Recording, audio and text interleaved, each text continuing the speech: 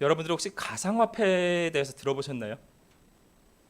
대표적인 게 뭐 비트코인이라든가 뭐 이더리움 이런 것들을 이야기하는데 뭐 처음 나올 때만 해도 어떤 실물 경제하고 상관없이 인터넷에서 발견되어졌다고 표현하는 이 가상화폐가 이처럼 발달하려고는 상상을 하지 못했었습니다. 많은 사람들이 이것을 투자하고 또한 이것을 통해서 어떤 사람들은 자동차를 사기도 하고 또 어떤 물건을 사기도 하며 이것을 사고 팔며 하는 거래소가 생겨 있는 것도 보게 됩니다. 즉 우리도 알지 못하는 시대 속에서 이 가상화폐라는 것들이 우리 경제의 상당한 부분을 차지하게 되었다는 것입니다. 근데 오늘 뭐 제가 가상화폐에 대해서 여러분들과 이야기를 나누고자 하는 것이 아니라 어떤 한 사람에 대한 이야기 때문입니다. 몇 개월 전에 이 가상화폐와 관련된 한 사람의 이야기가 뉴스에 뜬 적이 있었습니다. 그 사람은 이 비트코인이 처음 만들어질 때부터 초기부터 투자하기 시작했고 심지어 자기가 거래소를 만들어 거래를 주도하기까지 했던 사람입니다. 이 사람이 가지고 있는 가상화폐가 사람들이 추정하기에는 지금 화폐 가치로 한 1조 1천억 원 이상이 될 것이다 라고 추정하는 사람입니다.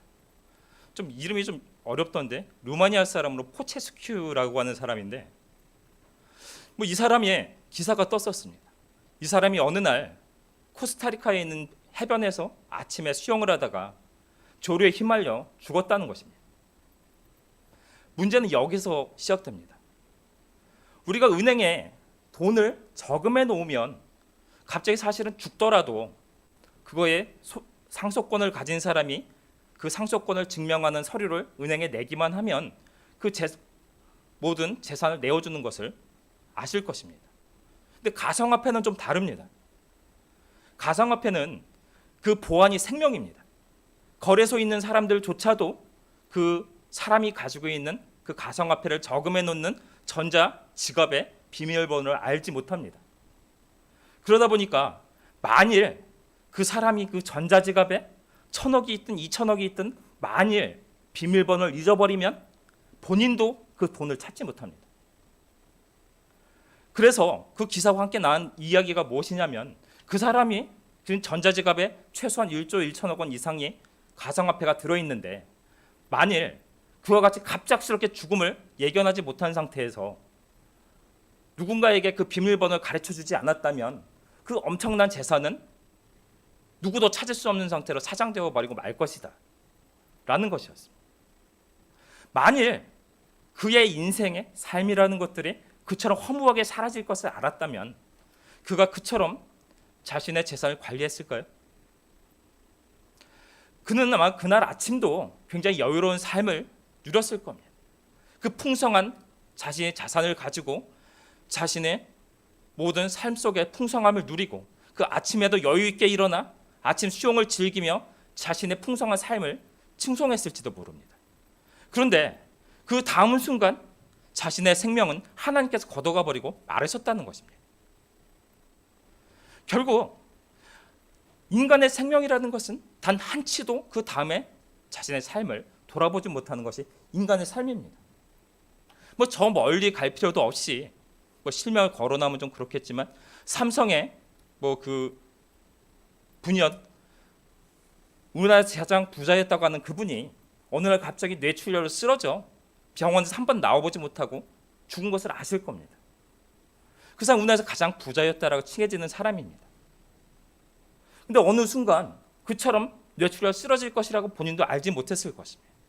최고 의사들을 통하여 자기 몸을 관리했을 것이고 좋은 음식을 먹고 좋은 약을 먹으며 관리했을 것입니다.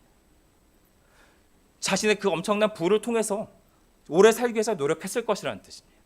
하지만 하나님 앞에 그가 서게 됐을 때 그는 어떤 사람이었을까요? 여러분 아시는 것과 같이 그는 하나님 믿지 않는 사람이었습니다. 세상에선 가장 부유한 자일지 모르지만 하나님 앞에 서는 순간 그는 가장 가난한 자 중에 한 사람밖에 되지 않았다는 뜻입니다. 결국 우리의 삶이라는 것들은 그 뒤에 어떤 것이 있게 될지 모릅니다.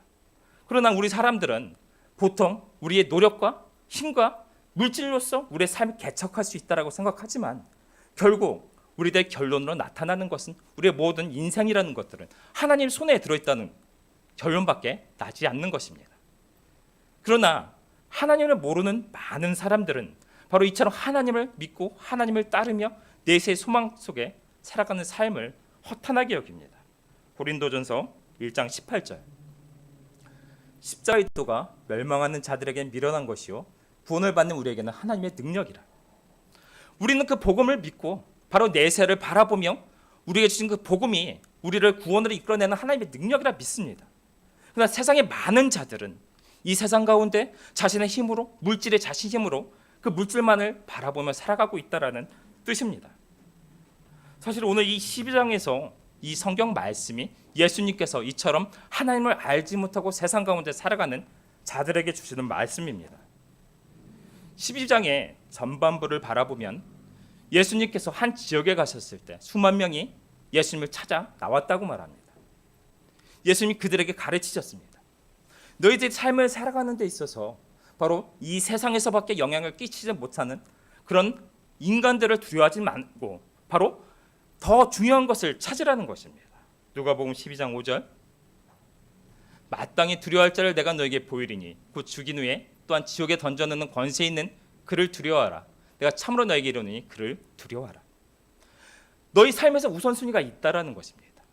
너희들이 세상에 있는 부와 물질과 모든 힘을 가지고 명예를 가지고 세상에 힘이 있으며 살 것 같지만 결국 너희들 바로 세상의 모든 너희 영혼을 구원할 수 있는 지옥의 권세 속에서 그것을 구원할 수 있는 자를 두려워해야 된다라고 말씀하는 것입니다.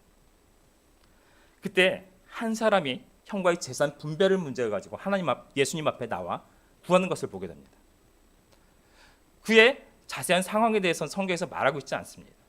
뭐 형이 그에게 돌아갈 몫까지 모든 것을 차지해버렸는지 아니면 그에게 분배된 분량이 너무 작아 억울하게 생각했는지는 알 수 없습니다. 그러나 예수님께 나와 자신의 억울한 사정을 알리며 해결해달라, 심판해달라 말한 것입니다.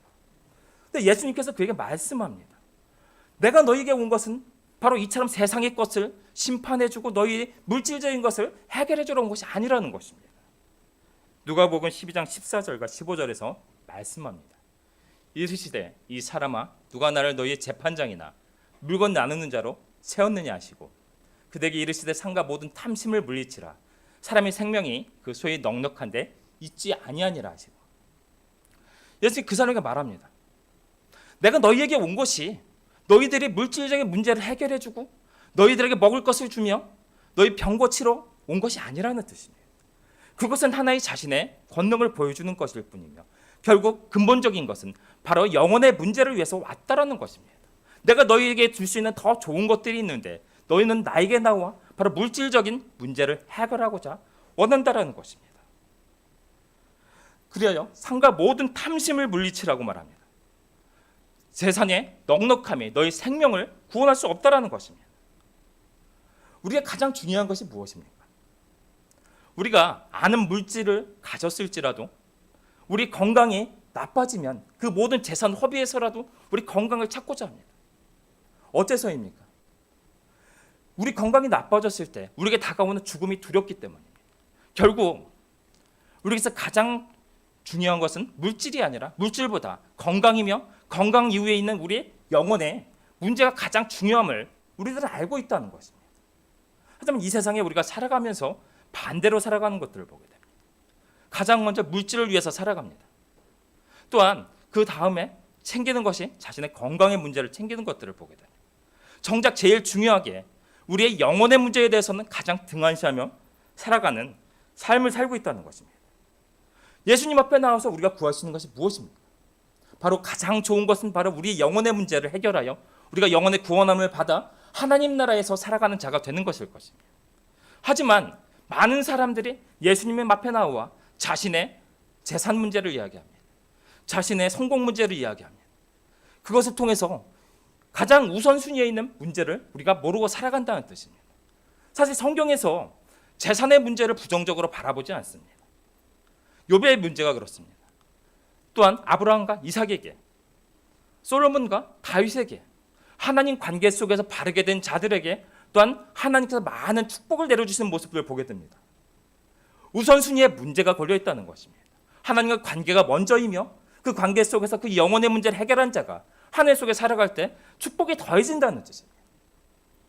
오늘의 이 본문이 바로 어리석은 자들, 하나님을 모르고 이 세상 가운데 물질로 살아가는 자들에 대한 이야기를 전하고 있습니다. 오늘 제가 읽은 본문은 보통 어리석은 부자, 이 부자에 대한 본문이라고 이야기하는 본문입니다. 어리석은 부자는 오늘 많은 소출을 얻게 되었습니다. 너무 많은 소출이 생겨 기존의 창고에는 더 이상 채울 곳이 없을 정도로 넘쳤다고 합니다. 그는 계획을 합니다. 기존의 곡간을 헐고 더 큰 곡간을 지어 거기에 자신의 모든 곡식과 물질들을 채워 넣겠다는 것입니다. 그런 마음속에 상상합니다. 이처럼 많은 것을 채워놓고 나면 내가 정말 행복하고 잘 살 수 있을 것이다. 근데 하나님께서 그에게 말합니다. 내가 오늘 너희 영혼을 찾으리라. 누가복음 12장 20절 속에서 하나님은 이르시되 어리석은 자여 오늘 밤에 내 영혼을 도로 찾으리니 그러면 내 준비한 것이 누구 것이 되겠느냐 하셨습니다. 그날 밤에 바로 그 영혼을 찾으시겠다라는 것입니다. 많은 재물과 재산이 있을지라도 그 영혼이 하나님 앞에 돌아가고 나서 그 아무것도 소용이 없어진다라는 것입니다. 많은 사람들이 하나님 나라와 상관없이 이처럼 세상 속의 부귀영화를 추구하다 결국 마지막에 허무한 삶으로 맞춰버리고 만다는 이야기입니다. 오늘 이 본문 속에서 어리석은 부자는 하나님 모르고 살아가는 사람의 전형적인 모습을 보여주고 있습니다. 이 삶을 통해서 하나님 모르는 자들의 삶에 대해서 같이 나누고자 합니다. 누가복음 12장 16절과 17절 속에서 말합니다. 또 비유로 그들에게 말하여 이르시되 한 부자가 그 밭에 소출이 풍성하매 심중에 생각하여 이르되 내가 곡식 쌓아둘 곳이 없으니 어찌할까 하고 너무나 많은 소출이 생겼습니다. 근데 그는 이 많은 소출이 하나님으로부터 비롯된 것이라 생각하지 못하고 자신의 힘으로 얻은 것이라 여깁니다. 그 많은 소출로 인하여 하나님 앞에 감사하고 하나님 앞에 영광을 올려드리기보다는 자신이 어떻게 이것을 통하여 더 행복하게 살까를 꿈꾸고 있는 것입니다. 만일 그가 자신의 모든 소출이 하나님으로부터 비롯된 것임을 알았다면 그의 삶은 달랐을 것입니다. 그의 소출이 나올 수 있는 이유는 무엇입니까? 하나님의 모든 이 세상 만물을 창조하시고 날과 징조와 햇빛과 비와 모든 자연환경을 하나님 섭리 가운데 주셨기 때문이었습니다. 그 모든 것들을 운행하신 하나님의 축복이 그에게 더해졌기 때문에 그에게 많은 소출이 주어졌다는 것입니다. 그런데 많은 사람들이 이야기합니다. 자신의 힘으로 자신의 얻은 물질을 자랑하며 하나님이 없다라고 말하는 것입니다. 시편 14편 1절 어리석은 자는 그의 마음에 이르기를 하나님이 없다 하는도다. 그들은 부패하고 그 행실이 가증하니 선을 행하는 자가 없도다. 하나님을 없다 말하며 자신의 모든 노력으로 자신이 얻었다 생각하기 때문에 하나님 감사함도 없으며 그것을 통해 선하게 살아가는 삶도 없다라는 것입니다. 여러분의 가진 모든 소유는 누구의 것입니까? 여러분이 가진 생명과 시간과 물질과 재능과 명예와 부 모든 것들 그것은 바로 우리에게 생명을 주신 하나님이 있기 때문에 우리가 소유하고 있는 것이라는 뜻입니다. 만일 그것이 전부 하나님께서 비롯된 것임을 우리가 인정한다면 우리가 물질을 얻을 능력 또한 우리가 가지고 있는 모든 것들 또한 하나님께 주셨음을 우리가 인정할 수 있다는 것입니다. 그것을 모르는 자들은 그 모든 것이 자신의 것으로 자신의 능력으로 얻었다 말한다는 것입니다. 또한 누가복음 12장 20절 후반절에 보면 오늘 밤에 내 영혼을 도로 찾으리니 그러면 내 준비한 것이 누구의 것이 되겠느냐 하셨으니 자신이 소유하고 있으면 다 자신의 것으로 생각합니다. 사실 우리가 가지고 있는 물질이라는 것이 얼마나 허무한지 우리가 많은 경우 느끼게 됩니다. 우리가 가지고 있던 것들 사실 하나님께 불어버리시면 어느 순간 다 사라짐을 보게 됩니다. 하나님 안에서 우리가 가지고 있는 것들 다 하나님부터 비롯되어 하나님께서 우리가 맡겨주신 것에 불과하다는 것입니다. 그런데 그런 물질에 우리는 위지하고 하나님을 모르고 살아가는 어리석은 자들로 살아가는 삶이 있다는 것입니다. 요즘 그런 뉴스들을 보게 됩니다. 어느 때 백신을 맞고 나서 그렇게 건강하던 사람이 어느 순간 그 다음날 죽었다는 소식들이 여러 번 나오는 것을 보았습니다. 거리를 가다 갑자기 도로에서 돌진한 차에 치여 죽는 사람들의 이야기가 들려. 우리의 생명이라는 것들은 사실은 언제 하나님 앞에 돌아갈지 알지 못하는 백성. 그처럼 하나님 앞에 돌아갈 때 사실 우리 가진 재산이라는 것들 단 한 푼도 하나님 앞에 가지고 갈 수 없는 것들이라는 뜻입니다. 우리가 가지고 있다 해서 그 모든 것들이 우리의 소유며 우리의 힘이 될 수 없다라는 뜻입니다. 또한 12장 19절 또 내가 내 영혼들에게 이르되 영혼아 여러 해 쓸 물건을 많이 쌓아두었으니 평안히 쉬고 먹고 마시고 즐거워하자 하리라 하되 자신에게 많은 물건이 있으면 자신이 영원히 행복할 것이라고 여기는 것입니다. 하나님 없는 자들은 이 많은 물질이 나를 행복하게 해줄 것이라 생각하기 때문에 더 많은 것을 쌓고자 노력합니다. 그런데 물질이 우리 잃어버린 건강을 해결해 주지 못합니다. 우리의 그 많은 재산으로도 우리의 생명을 단 1분이라도 연장할 수 없습니다. 깨어진 가정을 메꿔주지 못한다는 것입니다. 세상의 물질이 우리의 행복을 보장해주지 않는다는 것입니다. 근데 우리는 이처럼 허무한 이런 물질들에 우리의 모든 것들을 걸고 그것을 위해서 살아가며 그것을 더 많이 쌓고자 노력하는 삶을 살아가며 좌절과 낙심 속에서 살아가게 된다는 것입니다. 하나님 없이 살아가는 자의 특징이 무엇이었습니까? 이 모든 것들이 자신의 능력으로 되었다라고 여기는 것입니다. 그 모든 소유가 그것으로 인해서 내가 행복하게 살 수 있다고 여기는 것입니다. 근데 그를 향하여 하나님이 뭐라고 말씀하셨습니까?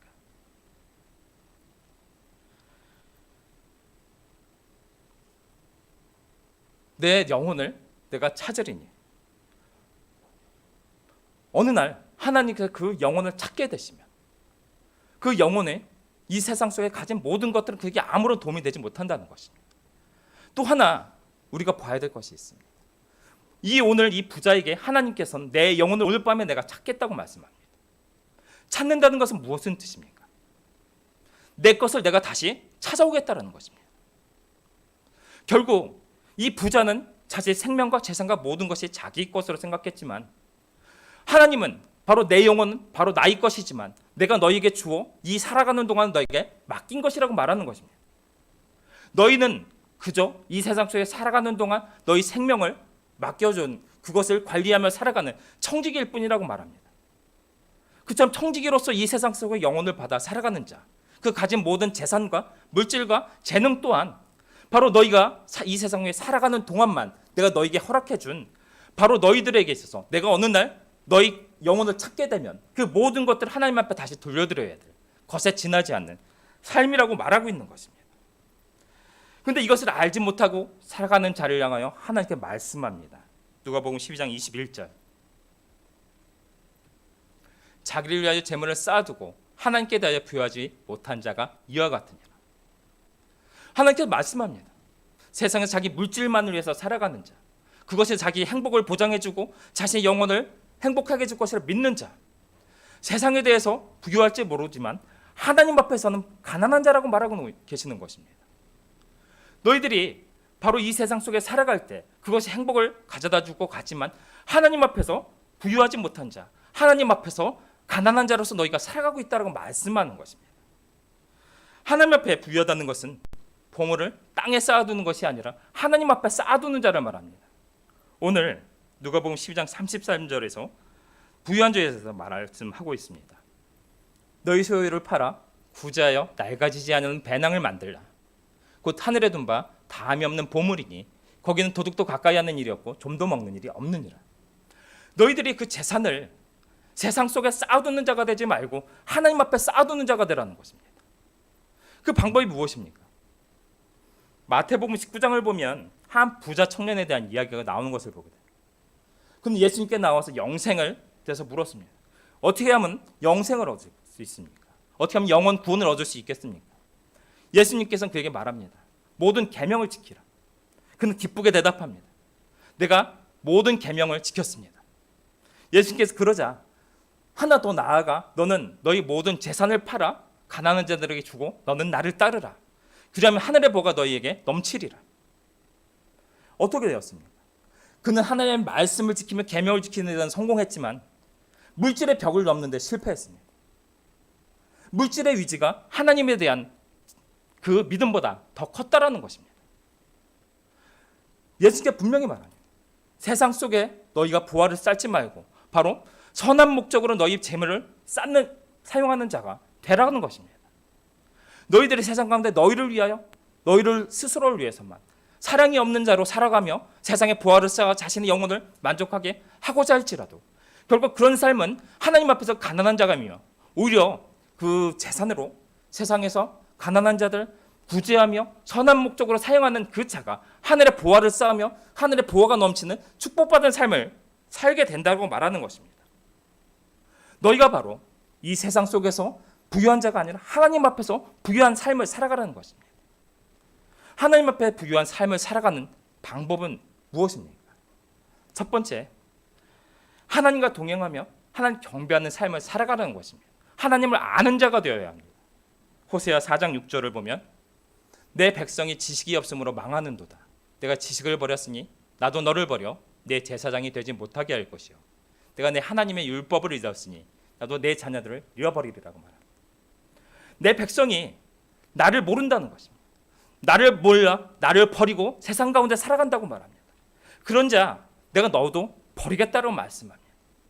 우리 영혼이 하나님을 모르고 세상 가운데 물질만을 추구하며 하나님께 버림받은 자가 될 때 우리는 영원히 하나님 앞에서 부유한 자로 살아갈 수 없다라는 것입니다. 하나님의 부유하게 살아가려는 자, 바로 하나님을 경배하고 하나님과 동행하며 하나님을 따라 살아가는 자가 되어야 합니다. 또한 우리는 온전한 예수님을 믿음으로 이 세상에서 바로 내세를 준비하는 자가 되어야 합니다. 우리에게 주신 성경의 말씀은 히브리서 9장 27절 속에서 한 번 죽는 것은 사람에게 정해진 것이요 그에는 심판이 있으리라고 말씀하셨습니다. 우리 이 삶은 끝이 아닙니다. 너희들이 한 번 죽게 될 것이지만 그 위에 심판이 있을 것이라고 말합니다. 심판의 때 있을 일에 대하여 요한복음 5장 28절과 29절에서 이렇게 말합니다.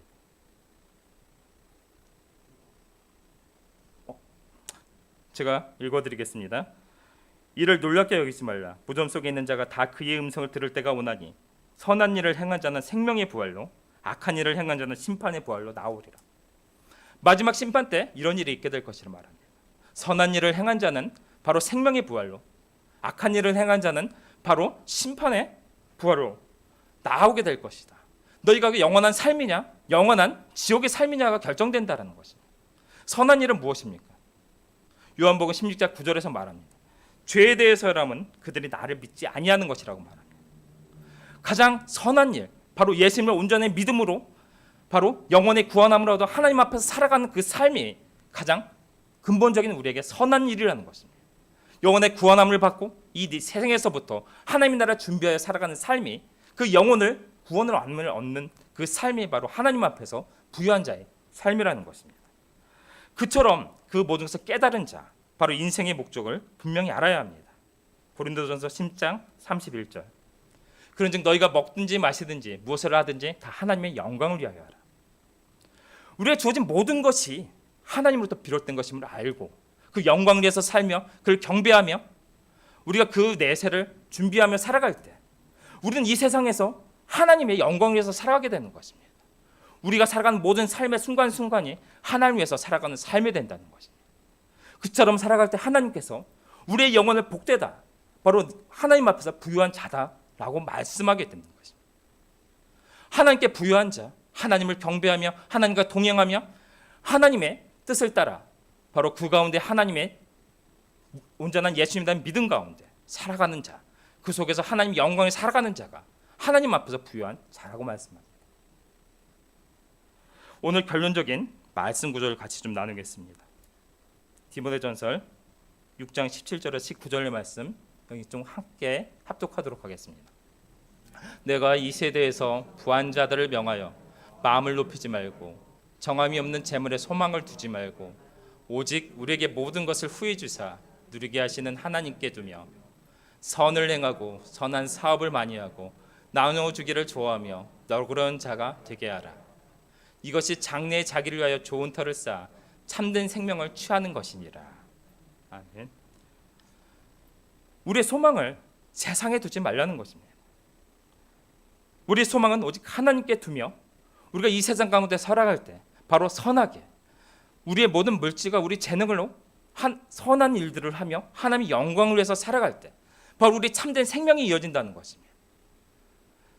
우리 세상 가운데 물질에서 살아가는 것을 부정하는 것이 아닙니다.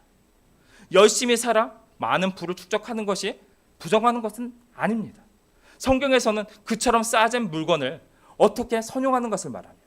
또 그보다 먼저 하나님과의 관계가 어떤가를 말합니다. 하나님 관계가 먼저 하나님과 온전히 세워지는 자, 또한 그처럼 하나님께 주신 축복 가운데 세워진 물질을 가지고 어떻게 이 세상 가운데 하나님의 영광을 사용하는 자, 그 자를 하나님의 복되다 말씀한다는 뜻입니다. 우리는 세상을 향하여 세상에 대하여 물질을 쌓는 자가 아니라 바로 하나님 앞에 부활을 쌓는 자들이 되어야 할 것입니다. 그래서 우리들이 세상에 대한 부자가 아니라 하나님께 부자로 살아감으로 하나님께 기뻐하시는 모든 성도 여러분 되실 수 있기를 예수님의 이름으로 축원합니다. 기도하시겠습니다.